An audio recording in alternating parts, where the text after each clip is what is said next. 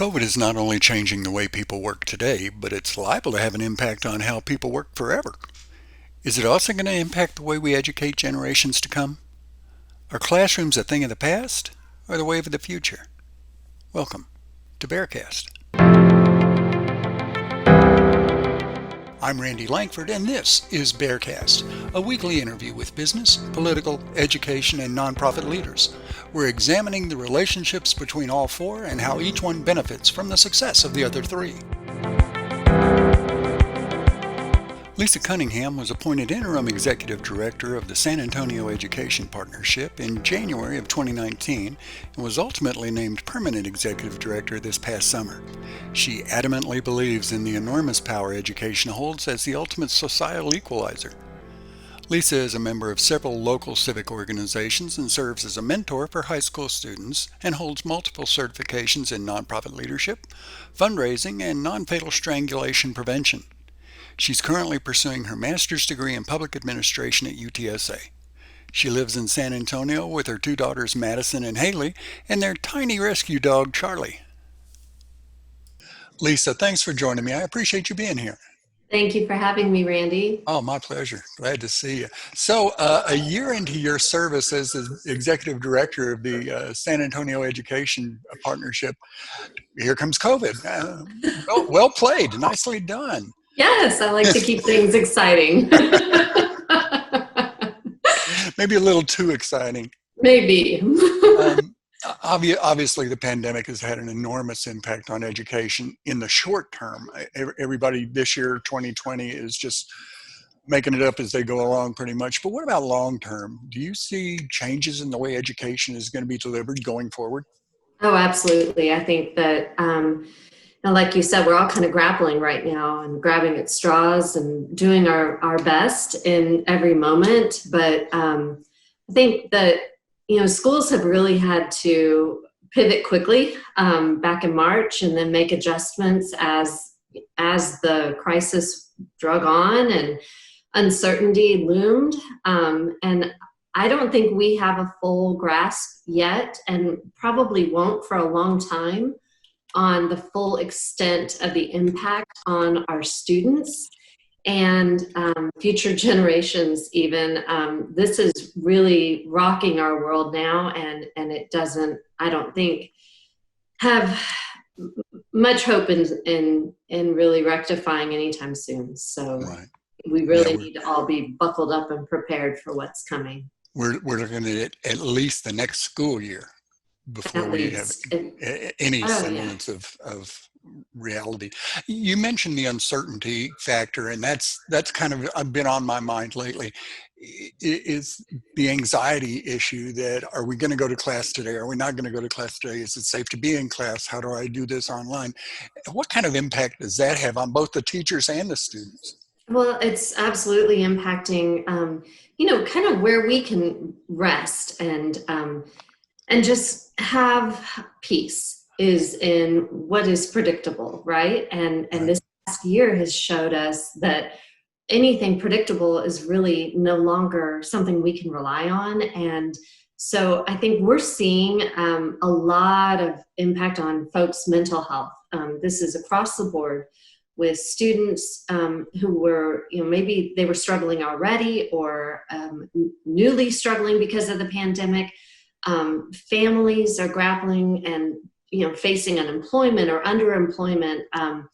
Their plans have been rocked completely, and the structure of their very lives has changed. I mean, folks are at home. If they're lucky, they're able to work from home. Right.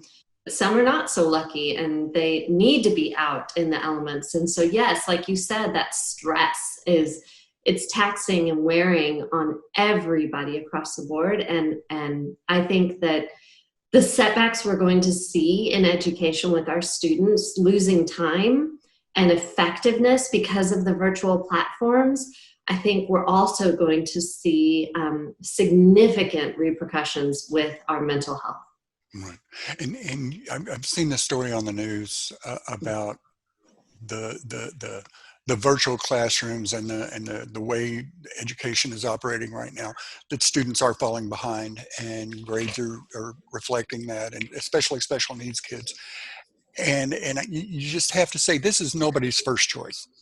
If there was any other alternative, this isn't the way we would do it. But you work with what you got. This is the way it is right now, and I just I hope everybody can just take a breath and realize we're all doing the best we can. Oh, absolutely. What And choice do we have? yeah, and Right. nobody's doing this perfectly, but it's not for lack of trying. Yeah, absolutely. What do you see as the biggest challenge both students and educators are going to face post COVID? Once we do have some semblance of normalcy, how's it going to go forward? Oh, that is a great question, and I like data. I'm kind of a data nerd. I like looking at numbers, and I think that it's going to be a lot of assessment. We're going to need to see where our students are, synchronize that data on different levels, and then attack appropriately and help our students to either catch up or keep up or make modifications for them. I taught in the classroom for 12 years, and I really have a lot of sympathy for students and teachers, because it's always been challenging to have a classroom full of students and really make modifications for the individual, right? To keep in mind, you have maybe 24 students sitting in the classroom, but that's 24 different individuals with unique needs. 24 little humans, right? Yes, exactly. And they've all had just unique experiences in the past year. And yes, some have lost a lot. And I think really assessing where they are is going to be critical so that we can make a plan moving forward. So the first step, if I hear you correctly, the first step is to calibrate. Yes, We're all talking about kids are falling behind, the grades are down, the attendance is down, but let's put some numbers around that. How far down, and how deep is this hole we need to dig out of, and that'll determine, okay, here's how we get out of this. Yeah, and address it realistically too. Right. I think a lot of it isn't going to be pretty, but that doesn't mean it's not possible. And it's noble work that just has to be done. Yes.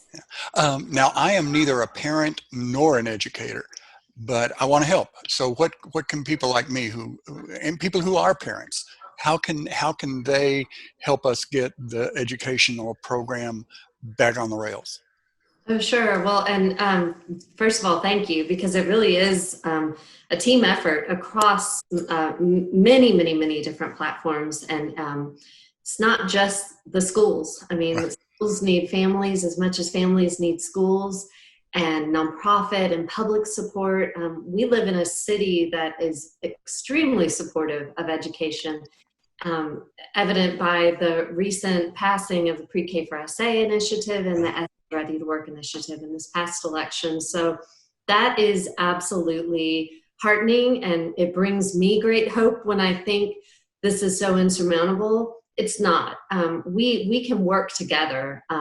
Nonprofit agencies work with the city of San Antonio and Bexar County very, very closely in really being the ones who take a lot of these and execute these initiatives and execute them. And so there's many different ways that folks can help. If you're not a parent or an educator, plug in with some of these nonprofits and programs and see, how you can be of assistance. It's so critical that we all work together. Yeah, it really is. It's a team sport for sure. You mentioned that you were a classroom teacher for 12 years and you've been in the education industry for a while. So you clearly have a passion for it. Nobody hangs around that long without getting something more than a paycheck out of it. Where did that come from? Well, my mom and dad were both teachers. There you go. Yeah, my mother is a musician and taught piano for many, many years. I watched her and the passion that she had for teaching students. And then my dad was a chemistry teacher and then became an administrator, and then went into business for a little while when he had, a family to raise and realized how little it pays to be a teacher. And then went back to it because it truly is his passion. So I think it's definitely in my family, and, watching the joy that it brought my mother, because she taught piano at home, she just loved it. And that's what I loved about it, that spark when you teach someone something and they get it, you see it in a child's eyes. Yeah. It's like magic. And You get to think, I did that. I made that yeah, happen. right. I I planted that helped seed. them. Yes, Yeah. exactly. And to bring a child, especially when they're learning to read and something they're struggling with clicks, that it Right. truly is magical. And that's happening all over now virtually. Yeah. And I just can't imagine how much more difficult it is to get that spark to happen. So yeah, it is a passion of mine, and I'm glad I still get to work in education. Yeah, it's hard to start a fire over the internet. Yeah. It is It's much easier when definitely, you're in the room, right? Well, absolutely, yes. really, you never had a chance. You had it coming at you from both arts and science. So yeah, you're gonna be a teacher. Sorry. Yeah, it was inevitable. Yeah, yeah, right. Yeah. Uh, one of the components of BearFest, one of the big elements of BearFest actually, is workforce development. We're coming at that from a couple of directions as well. Students are getting training on how media production works in the course of making a video for their nonprofit organization, Mhm. but they're also spending a significant amount of time at the nonprofit. They're engaged for months with the leadership at a nonprofit. So Right. they're also getting that experience of what it's like to work in the nonprofit sector. How valuable are those skills they're learning in the process, the communications, the collaboration, not only in the workforce, but they need those skills in school? Will that help them be more successful? Part of the SAEP program is the college preparedness. Will that help them be more successful in college? Oh, of course. I mean, what is better than actually seeing yourself in a role and experiencing it and, learning the ins and outs of it? You can read about something or see it on TV or in a movie, but if you experience it, then it truly becomes possible in so many ways. So Right. the fact that you have that opportunity for students where they can work with nonprofits, and they see and probably communicate with each other and their peers about how the ins and outs and the workings of one nonprofit versus another, and understand the limitations that are inherent with nonprofit organizations, but also the beautiful diversity that is in each nonprofit, and the ability for nonprofits to work cross sections and really collaborate with different platforms and people and industry and agencies. I think that opportunity is so valuable. And then to take the next step and tell the student, well, if this is something that you want, these here's how you do it, and here's the pathway, and Right. to actually map it out for them, and they can see themselves in that role, especially someone first generation, who maybe doesn't have that type of exposure. Right. That is so valuable. One of the things we want kids to understand is this is not a pipe dream; it's a pipeline. Exactly. Oh, I love that. I'm going to borrow that, Randy. Here's how you get there. I Um, like that. One of the reasons we pair high school media teams with nonprofits is because nonprofits need the assets. They need these Right. videos and graphics and the tools, the things that kids are creating to help them promote their organization. They get something out of this as well. But another reason we put students inside nonprofits is when we were putting BearFest together, we were working with the Humane Society to help them present their program at schools, and we found out that it's kind of remarkable. A lot of high school kids believe that everybody who works at a nonprofit is a volunteer, that nobody's getting paid. These are all just good-hearted people that are here because they believe in the cause. And we wanted students to be inside a nonprofit to see that there are jobs. You can feed your family and have a passion for community service. It doesn't have to be one or the other. And from your perspective, as you take students from high school to college, how important is it to make students aware of those career options? I know when I was in high school, I fell in love with journalism, so I was locked in. I knew I was going to be a journalist. But Right. it would have probably been valuable for me to know there are other options. Yes. Oh, absolutely. And I think schools are doing a much better job of that today. really plugging in with different industry and folks that maybe are alumni of the school, return back or, in some way let the students know how they got to where they are. But I'm so glad you brought up nonprofits. And I mean, the nonprofit industry, I mean, it's a business. Oh, yeah. Run a physical business where we have payroll and, budgets and the ins and outs of the funding. And it's absolutely a business, but it's a business with that double bottom line, right? Whereas for-profits have the one bottom line. They've got a customer they need to be happy or a product that they're making. And really, I hate to oversimplify it, but I used to work in the for-profit world.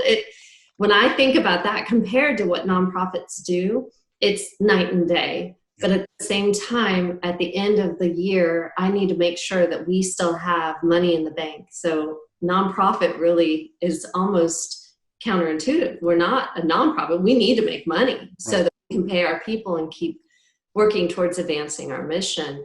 And then we have multiple stakeholders that we answer to also. So the complexities of a nonprofit can be daunting, but it's also, it is truly, I think, an intersection of passion. When you have a passion for a cause and you want to actually make a difference, that's how nonprofits make it happen every day in so many different ways.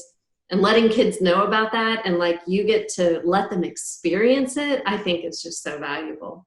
Well, and you bring up a very meaningful element of nonprofit work is the working for more than a paycheck, working for a cause you believe in. I'm not here just to sell you something. I'm here to create a better situation for the people that I'm serving, and we immerse students in that kind of a corporate culture during the production period in BexarFest, and they spend, like I say, a considerable amount of time where they hear adults talking about their commitment to a cause, and they see that compassionate behavior and people working for more than a paycheck, and that rubs off.